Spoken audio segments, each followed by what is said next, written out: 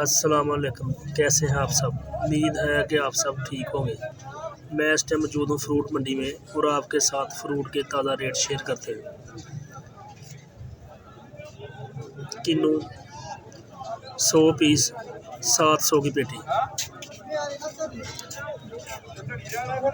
ये वाली पेटी 80 पीस 600 रुपये की पेटी। ये वाली किलो 100 पीस 900 रुपये की पेटी।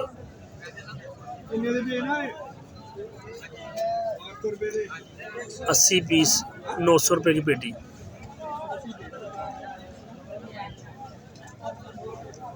आगे आपको बताएंगे सेब के रेट।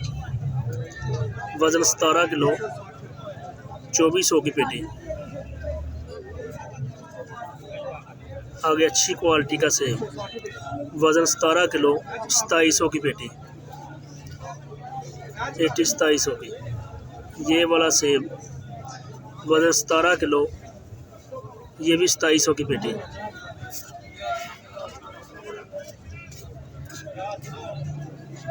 किन्नू 100 पीस 400 रुपये की पली। केले 600 रुपये का लोगन, मुख्तलिफ रेट 700 का, 800 का, 400 का। ये स्पेशल किन्नू मोटा 1000 का 100 पीस। अच्छी क्वालिटी का किन्नू 1000 का 100 पीस किलो।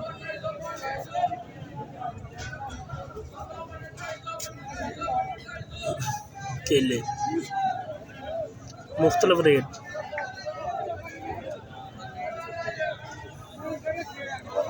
लाल सेब VIP 230 रुपये किलो। 230 रुपये किलो सेब।